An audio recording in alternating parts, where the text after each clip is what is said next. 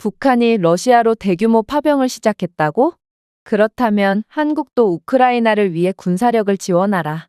현재 미국 국방부에서 한국 입장에서는 다소 황당할 만한 주장이 제기되었다고 합니다. 그리고 한국의 참전에 대한 주제로 갑론을박을 하던 가운데 미 국방부 고위 관계자가 나서 충격적인 주장을 시작했고 결국 회의실에 있던 모두는 경악을 하며 머리를 감싸쥐고 말았다고 하는데요. 그렇다면 미 국방부 회의실에서는 대체 어떤 일이 있었던 것일까요? 안녕하세요. 저는 미국 출신의 앤서니라고 합니다. 저는 현재 미 국방부에서 일하고 있고 최근에는 정말 충격적인 회의가 진행되었는데요. 그건 바로 이번 러우 전쟁에 북한이 러시아로 병력을 파병시키면서 우크라이나 또한 다른 국가들의 파병을 요구했기 때문입니다. 심지어 우크라이나는 미국이나 기타 유럽의 많은 다른 국가들 중에서도 한국을 콕 집어서 한국의 파병이 반드시 필요하다는 말을 건네왔기에 미국 국방부는 그야말로 난리가 나게 되었죠. 사실 북한은 그동안 암암리에 러시아에 대한 지원을 이어나갔는데요. 그리고 미국 정보부는 이러한 북한의 러시아 지원의 증거들을 전부 수집하고 있었습니다. 러시아는 서방의 제재와 자체 군사자원 고갈로 인해 외부의 군사 지원을 받아야 했고 이러한 처참한 상황에 러시아와 북한은 서로에게 딱 맞는 파트너였죠. 북한은 핵 개발로 인해 이미 국제 제재를 받고 있었고 어차피 더 잃을 것도 없는 상황에 처해 있었는데요. 따라서 국제 제재 때문에 자급자족할 식량조차 없는 북한에겐 러시아에 무기를 공급하는 것이 절호의 기회로 여겨졌고 그건 러시아도 마찬가지였습니다. 잃을 것이 없는 북한을 제외한다면 다른 국가들은 국제 제재가 두려워 감히 러시아를 도와줄 엄두조차 못 냈거든요. 그렇게 세계 군사강국 2위에 달한다는 러시아는 북한으로부터 무기를 수급받게 됩니다. 북한은 러시아의 수백만 개의 포탄, 특히 122mm 및 152mm 포탄을 제공한 것으로 알려졌으며 이 포탄은 러시아군이 여전히 널리 사용하고 있는 소련시대 포병 시스템과 호환됩니다. 또한 북한은 포탄 외에도 러시아 보병부대에 AK-47 소총, 기관총과 같은 소형 무기를 공급했는데요. 이에 대한 대가로 국제 제재를 받고 경제적으로 고립된 북한은 러시아로부터 식량 공급, 연료 및 기술 지원을 확보함으로써 군사 지원의 혜택을 누리게 되었습니다. 또한 북한은 러시아와 협력함으로써 유엔 및 기타 국제 포럼에서 입지를 강화하고자 하는 목적도 있었는데요. 러시아는 유엔 안전보장이사회 상임이사국으로서 북한에 대한 더 엄격한 제재를 가하려는 노력을 차단하거나 거부한 바 있거든요. 그야말로 러시아와 북한은 서로의 이해관계가 완전히 맞아떨어지는 한패가 되어버린 것입니다. 하지만 이번에는 상황이 달랐습니다. 북한은 결국 러시아에 대한 군사병력까지 파병하며 선을 완전히 넘어버렸거든요. 북한이 워낙 고립되고 폐쇄적이며 말이 안 통하는 나라라는 것은 저희 모두가 알고 있었고, 따라서 미국은 그동안은 북한의 독단적인 행동에 대해 어느 정도 눈감아주곤 했습니다.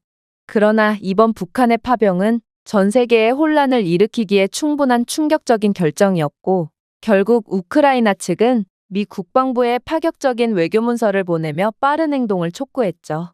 우크라이나 측은 북한은 러시아의 요새 건설, 인프라 수리, 물류 지원을 지원하기 위해 노동 대대를 파견했을 뿐더러 특수부대까지 파견하여 북한의 비대칭 전술 경험이 유용할 수 있는 도시전 상황에서 러시아군의 특정 전투 작전을 지원하고 있다는 소식까지 전해왔는데요.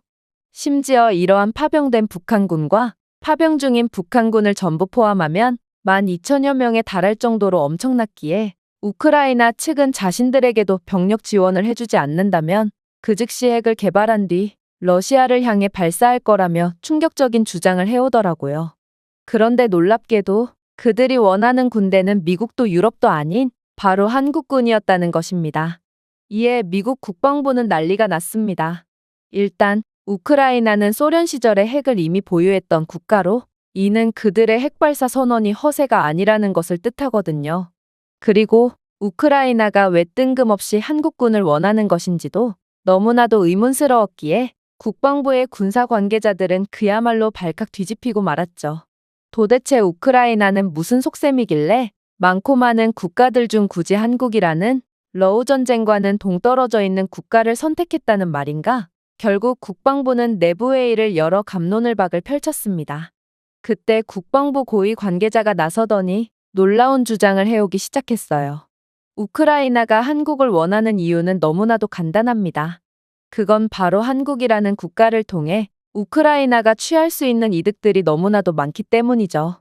일단 한국은 균형 외교의 달인이라고 볼 수 있는 매우 똑똑한 국가입니다. 이들은 역사적으로 봐도 수많은 강대국들에 둘러싸여 있었음에도 천재적인 외교수를 통해 단 한 번의 멸망도 겪지 않았고 오히려 늘 강대국들에게서 이익을 취해왔죠. 이번에도 마찬가지입니다. 한국은 전쟁 초기에 러시아와 우크라이나 모두와 외교 관계를 유지해왔습니다. 한국은 러시아에 공개적으로 반대한다거나 우크라이나를 공식적으로 지지하지 않음으로써 분쟁을 둘러싼 지정학적 긴장을 고조시키지 않으면서도 양국에 대한 이익을 취해왔죠. 한국은 계속해서 러시아로부터 천연가스를 얻을 수 있었고 동시에 우크라이나를 지지하는 모범적인 국가라는 이미지까지 챙기며 우수한 중립 외교의 전형적인 예를 보여줬습니다. 그런데 이런 나라가 우크라이나에 파병을 한다는 것은 그러한 중립 외교를 깨고 공개적으로 우크라이나를 지지한다는 것과 같습니다. 그렇다면 러시아 입장에서는 상당한 심리적 타격을 입을 수밖에 없고 러시아는 국제적으로도 엄청난 고립을 맛봐야 할 것입니다. 모두와 두루두루 잘 지내는 한국이 등을 돌렸다는 것은 그 국가는 국제왕따가 되었다는 말과 다름이 없거든요. 이러한 고립심과 불안감은 러시아의 내부 분열을 일으키게 하기 충분하죠. 물론 한국이라는 나라의 긍정적인 이미지도 우크라이나에게 큰 힘이 될 것입니다. 미국과 영국이 우크라이나에 물자를 지원했던 때를 생각해 보세요. 이는 러시아에 대한 광범위한 경쟁으로 여겨져 우크라이나에 대한 동정 여론을 잠재웠습니다. 그런데 만약 여기에서 미국이나 영국이 우크라이나에 파병 결정까지 한다면 우크라이나에 대한 동정 여론은 완전히 사그라들어 러시아와 우크라이나 모두 국제 평화를 해치는 국가라는 부정적인 여론이 형성될 가능성이 큽니다. 그도 그럴 것이 이제 전 세계인들은 러우 전쟁에 꽤나 지쳐 있는 상태거든요. 하지만 한국의 지원은 진정한 인도주의적 방위적 노력으로 간주되어 여전히 우크라이나에 대한 긍정적인 국제 여론을 형성할 것이고 우크라이나의 방어가 단순히 강대국 간의 대리전이 아니라 생존을 위한 주권적 싸움이라는 인식을 강화하는 데 도움이 될 것입니다. 즉, 우크라이나는 한국의 지원을 받아 중립적이고 글로벌한 국가의 지원을 받고 있다는 긍정적인 이미지를 강화하기 위해 한국을 선택한 것이죠. 물론 한국은 이미 러우 전쟁과 비슷한 양상의 전쟁을 겪어본 적이 있다는 것도 이유가 될 수 있을 것입니다. 여기서 중요한 점은 한국의 전후 복구는 현대사에서 가장 성공적인 국가 재건 사례 중 하나라는 것입니다. 전쟁 이후 한국은 폐허가 되었지만 노력과 혁신, 글로벌 파트너십을 통해 세계 최고의 경제 강국 중 하나로 탈바꿈했습니다. 현재 진행 중인 러시아와의 전쟁에서 엄청난 파괴에 직면한 우크라이나는 분쟁 이후 한국을 국가 재건의 모델로 보고 있습니다. 그래서 우크라이나는 추후에 있을 이해관계까지 고려하여 진작에 한국과의 관계를 강화하려는 것이죠. 하지만 우크라이나가 무엇보다도 한국을 원하는 점은 따로 있습니다. 그건 바로 적어도 러우 전쟁에서만큼은 한국군은 미국이나 기타 다른 유럽 국가들보다도 훨씬 더 강력한 군대가 될 수 있기 때문이죠. 그건 바로 현무5의 존재 때문입니다. 여러분들도 최근 한국이 현무5라는 괴물 미사일을 공개했다는 것을 아실 겁니다. 그리고 충격적이게도 한국은 현무5만 사용해도 이 전쟁을 순식간에 끝낼 수 있죠. 물론 러시아는 핵무기를 보유한 국가입니다. 그런데 과연 러시아가 이번 전쟁에서 핵무기를 사용할 수 있을까요? 러시아가 핵무기 조작 버튼에 손가락을 가져다 대는 동시에 러시아는 전 세계 강대국들로부터 발사된 수천 수만 발의 핵미사일을 맞고 나라 자체가 공중분해될 것이 분명한데 어떻게 함부로 경거망동할 수가 있겠어요? 그러나 현무5의 경우는 완전히 다릅니다. 현무5는 핵무기급 위력을 가지고 있지만 아무튼 핵무기가 아니므로 사용 제한이 전혀 없기 때문이죠. 즉, 러시아는 재래식 무기로 깔짝이기만 할 때 한국의 현무5는 러시아의 전후방을 가리지 않고 전부 불바다로 만들어 전의를 완전히 상실케 하여 전쟁을 끝내버린다는 것입니다. 국방부 관계자의 말에 회의실 내부에는 적막만이 감돌았습니다. 그의 주장은 분명히 일리가 있었고 회의실 내에 있던 모두는 한국의 생각지도 못했던 강력한 면모에 혀를 내두를 수밖에 없었거든요. 그런데 그때 소식을 듣고 백악관에서 급하게 달려온 담당자가 손을 번쩍 들더니 한국의 현무5의 위력이 그 정도는 아닐 것이고 또 한국이 정말로 우크라이나를 도울지도 의문이라는 다소 회의적인 주장을 해왔는데요. 그러자 국방부 관계자는 오묘한 표정을 지으며 놀라운 답변을 시작하더군요. 맞습니다. 한국은 절대로 우크라이나를 돕지 않을 것입니다. 왜냐하면 그들에겐 그럴 이유가 전혀 없거든요. 한국은 단 한 번도 다른 국가와 척을 진 적이 없는 국가입니다. 그러므로 이들은 러시아를 충분히 격퇴할 능력을 갖추었음에도 러시아로부터 얻을 천연가스와 자원들 때문에 실리적인 선택을 할 확률이 높죠. 물론 만약 우크라이나가 한국전쟁 당시 한국을 도와준 연합군 소속이었다면 은혜를 저버리지 않는 한국은 무조건 우크라이나를 도와줬을 거라 생각합니다. 그러나 우크라이나는 소련에서 탄생한 국가입니다. 이들은 도와줬으면 북한을 도와줬지 절대로 한국을 도와주진 않았다는 것입니다. 그런데 한국이 어째서 러시아라는 거인의 등을 돌리면서도 북한을 지원했던 저 멀리 떨어진 유럽 국가를 위해 기꺼이 피를 흘리겠어요? 한국은 그런 어리석은 선택을 할 만큼 멍청한 국가가 아니며 이번에도 반드시 합리적인 선택을 이어나가겠죠. 그리고 당신은 현무5에 대해 매우 과소평가하고 있군요. 미 국방부가 수집한 정보에 따르면 현무5는 9톤 탄두를 탑재할 수 있어 전술 핵무기에 버금가는 놀라운 수준의 파괴 능력을 제공한다고 합니다. 그럼에도 이 탑재체는 핵무기가 아니므로 어떠한 정치적 후유증 없이 고도로 강화된 군사시설, 지휘소 또는 주요 인프라를 파괴할 수 있죠.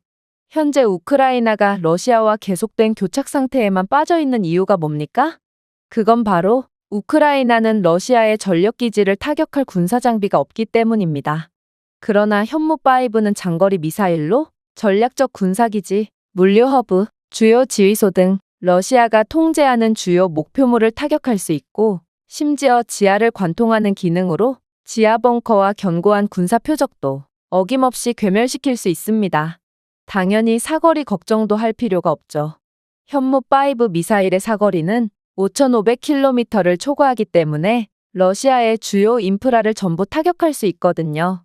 이는 한국이 우크라이나의 편을 들게 된다면 러우 전쟁의 양상은 180도 바뀐다는 것을 의미합니다. 일단 현무5는 가장 먼저 러시아의 지휘 통제 인프라를 붕괴시킬 것입니다. 이 미사일의 대량 탑재체 탑재 및 강화된 목표물 타격 능력은 러시아의 중앙 군사 리더십을 심각하게 손상시켜 러시아가 병력을 지휘하는 것을 아예 불가능하게 만들겠죠. 모스크바의 주요 지휘센터와 러시아 통제 지역의 전략적 군사기지가 사라진다면 러시아 전장은 끔찍한 혼란 속으로 빠져들게 될 것입니다. 그리고 이러한 혼란을 틈타 한국은 현무5를 통해 이번 전쟁에서 그 다음으로 중요한 러시아의 물류 허브, 철도 네트워크, 보급 기지를 표적으로 삼겠죠. 결국 현무5 미사일이라는 존재 하나 때문에 우크라이나는 러시아의 공급선을 차단하고 무기 비축량을 파괴함으로써 기동성과 재보급 측면에서 우위를 점할 수 있는 반면 러시아 군대는 고립되고 괴멸되며 장기적인 교전을 지속할 수 없게 될 것입니다. 하지만 현무5의 그 무엇보다도 두려운 점은 따로 있습니다. 바로 현무5는 러시아의 주요 비행장과 무인드론 조종시설을 무력화하는 데 사용되어 러시아의 항공 우위를 크게 감소시킬 수 있거든요. 공군 기지를 타격하면 러시아 전투기가 우크라이나군에 대한 공습을 수행할 수 없게 되고 또 이번 전쟁에서 핵심적인 역할을 수행했던 무인드론 또한 전혀 사용할 수 없게 됩니다. 그렇게 된다면 사실상 전쟁은 끝났다고 볼 수 있습니다. 팔다리가 모두 달아나 버린 러시아가 할 수 있는 거라곤 무조건 항복을 외치는 것밖에는 없고 그야말로 수많은 병력이나 핵무기도 아닌 한국의 현무5 미사일 하나가 전쟁의 판도를 완전히 바꿔버리는 것입니다. 그러나 이 시나리오의 실현 가능성은 0%입니다. 한국은 접점이 전혀 없는 나라를 위해 젊은이들의 피를 희생할 멍청한 국가가 아니며 현무5는 한국의 자주국방을 실현하기 위한 무기로 오직 북한과 중국만을 겨냥하고 있을 것이니까요. 저는 경악을 금치 못하고 말았습니다. 몇 년이나 질질 끌던 전쟁이 한국의 미사일 한 방으로 정리가 되다니 역시나 21세기의 전쟁은 기술력에 의해 좌우되는 것이었고 한국은 핵무기 없이도 세계에서 손꼽히는 강대국들을 손쉽게 제압할 수 있는 최강대국이었던 거거든요. 그런데 국방전략연구소에서 파견 온 소장은 국방부 관계자의 말에 동의할 수 없다는 듯 고개를 가로젓더니 이내 한국은 반드시 러우 전쟁에 참전하여 우크라이나를 도와야 한다고 주장하기 시작하는 거 아니겠어요? 한국이 러우 전쟁의 판도를 바꿀 국가라는 것은 인정합니다. 그러나 북한이 러시아에 무기를 지원해 준 것은 그냥 넘어갔어도 전투요원을 파병한 건 선을 넘은 것입니다. 따라서 우리도 충분히 지원 병력을 파병할 수 있다는 것을 똑똑히 보여줘야 할 것이고 한국은 동맹국을 대표해서 반드시 우크라이나를 도와야 합니다. 실제로 한국에서도 우크라이나에 대한 파병을 논의하고 있다고 하는데 한국의 한기호 의원은 북한의 러시아 파병을 보고 북한군은 제4차 중동전쟁 때와 베트남전 등 웬만한 전 세계의 전쟁터에 참전하고 있으니 마땅히 한국도 참전하여 북한군이 어떻게 하고 있는지 봐야 한다고 주장하기도 했죠. 그는 북한군이 러시아군에 1만 명 이상 파병되어 있다면 한국군도 최소한 참관단으로라도 참전해야 한다며 목소리를 높였습니다. 이는 한국 정치계에서도 한국군의 우크라이나전 참전에 대해 진지하게 논의하고 있다는 뜻과 같고 만약 동맹국인 미국이 한국에 대한 여러 특혜를 들이밀며 살살 달래준다면 한국은 마지못해 우크라이나군에 대한 파병을 결정하게 되겠죠. 그리고 이는 한국 입장에서도 북한군의 전투 능력과 수준을 확인해 볼 좋은 기회라고 볼 수 있습니다. 하지만 국방부 관계자는 단호했어요. 그는 잠시 생각에 잠기더니 이내 생각지도 못한 답변을 건네왔거든요. 글쎄요. 물론 북한의 파병은 선을 넘긴 했습니다. 그런데 그게 과연 러시아에게 이득으로 작용했을까요? 자, 일단 북한의 파병에 대한 문제를 다루기 앞서 이들이 러시아에 판매한 무기부터 들여다봅시다. 북한이 러시아에 공급한 포탄은 보관 상태 불량 및 제조 불량으로 인해 대부분이 불발탄이라고 합니다. 이건 어찌 보면 당연합니다. 식량도 없는 나라에서 포탄을 만들다니 이건 애초부터 말이 안 되는 상황이기 때문이죠. 특히나 부패가 만연해 있는 북한의 상황상 이들은 화약 대신 잿가루를 넣는다든지 하며 포탄의 행색만 갖춘 가짜 포탄을 만들고 있다고 하는데 이러한 가짜 포탄이 전부 러시아로 넘어가게 된 것입니다. 그런데 더욱 심각한 문제는 따로 있습니다. 북한이 제조한 수준 이하의 포탄은 배럴 내부에서 폭발하며 무기에 치명적인 손상을 입히고 러시아 병사들에게도 심각한 부상을 입히거나 사망하게 만들고 있거든요. 이 때문에 러시아는 북한의 무기를 사용하면 할수록 우크라이나 병사들을 사살하는 것이 아닌 오히려 아군이 죽고 또 값비싼 무기도 죄다 박살나고 있다고 합니다. 물론 포탄이 이 지경이니 다른 북한제 무기도 신뢰할 수 없는 건 마찬가지입니다. 녹슨 총알과 부식된 무기는 아예 발사조차 안 되고 있고 이는 급박한 상황에서 무기를 사용하지 못하게 해서 러시아에 엄청난 피해를 입히고 있다고 합니다. 당연히 러시아군의 사기도 상당히 저하되었죠. 북한제 무기를 보급받은 병사들은 언제 터질지 모르고 또 언제 작동을 멈출지 모르는 북한제 싸구려 무기에 기겁을 하고 있으며 오죽했으면 러시아 내부에서는 이제는 최빈국 북한에게까지 손을 빌리는 러시아의 현실에 비관하며 이번 전쟁은 절대로 이길 수 없다는 회의적인 태도를 보이기 시작했다고 하는데요. 따라서 북한의 지원은 오히려 러시아에 있어 독이 되었다고 볼 수 있는 것입니다. 그러나 가장 충격적인 점은 따로 있습니다. 바로 북한의 이러한 불량무기뿐만 아니라 현재 러시아로 파병된 북한 군인들은 이때다 싶어 전장을 이탈하여 도망가고 있기 때문인데요. 몇몇 북한군들은 애초에 탈북을 목적으로 파병을 온 경우도 있었고 또 러시아에 도착한 북한 병사들은 갑자기 명령을 따르지 않고 지휘관에게 반란을 일으키는 사례도 있었다고 합니다. 하지만 그 중에서도 가장 큰 문제는 북한군은 자신들을 소모품으로 취급하는 러시아군에게 갈등을 일으키고 있다는 것인데요. 북한군의 역할은 그저 총알바지일 뿐이었고 결국 자신들은 싸우러 이곳에 온 것이 아닌 그저 전쟁의 희생양으로 이용되고 있다고 느껴 분쟁을 일으키고 있다고 합니다. 이에 더해 북한군은 러시아 군수창고나 민간인으로부터 물품을 훔치는 절도 행위를 일삼고 있다고 하는데요. 사실 북한에서는 군인의 이러한 절도 행위가 당연하게 여겨지지만 러시아는 그렇지 않고 결국 이러한 수준 차이에서 비롯된 문제는 북한군과 러시아군의 관계를 더욱 악화시켰다고 합니다. 결국 북한군의 파병을 받은 러시아군은 오히려 내분이 일어나 약해지는 최악의 결과를 맞이했다고 합니다. 이제 이해가 좀 되시나요? 북한의 러시아 지원은 우크라이나 입장에서는 오히려 희소식이라는 말입니다. 그러니 한국이 참전해야 할 당위성이 사라진다고 할 수 있는 것이죠. 물론 북한군의 참전이 러시아의 이익이 된다고 해도 여전히 한국이 러우전쟁에 참전할 명분은 없습니다. 오히려 러시아는 다른 국가는 몰라도 한국의 참전만은 반드시 피하려고 하기 때문에 푸틴은 지금도 한국의 압박을 가함과 동시에 눈치를 보며 한국의 러우전쟁 참전을 막기 위해 필사적인 노력을 하고 있죠. 그리고 이러한 푸틴의 절박한 한국 피하기는 최근 들어 훨씬 더 강해졌다고 합니다. 재밌게도 이 이유 또한 바로 현무5 때문이라고 하는데요.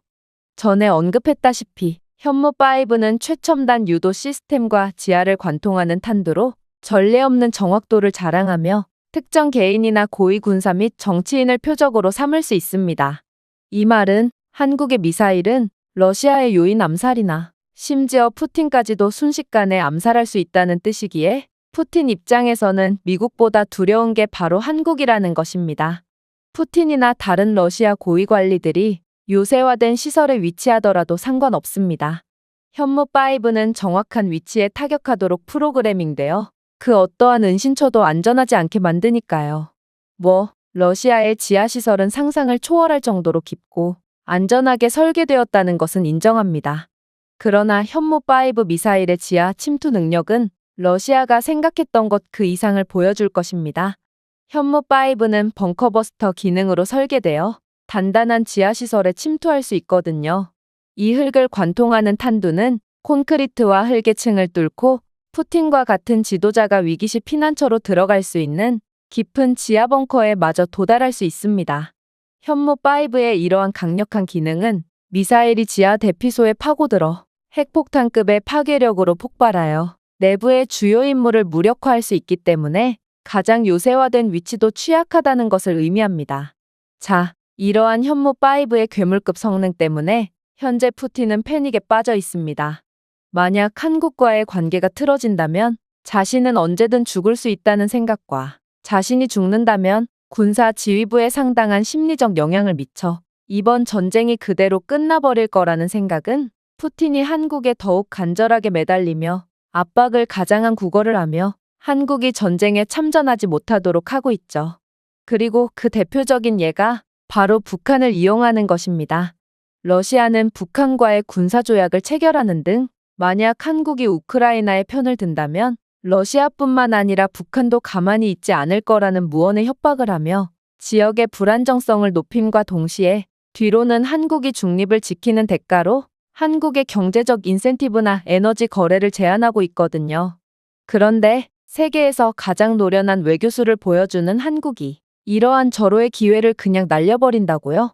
한국은 여전히 러시아로부터 이익을 취할 것이며 중립을 지키지 않음으로써 구태여 리스크를 감수하는 멍청한 행위는 절대로 하지 않을 것입니다. 가만히 있어도 러시아로부터 이권을 얻어내는 상황인데 명분도 없는 참전을 하며 젊은이들의 피를 희생할 이유는 전혀 없거든요. 물론 미국을 비롯한 다른 연합국들이 참전을 결정한다고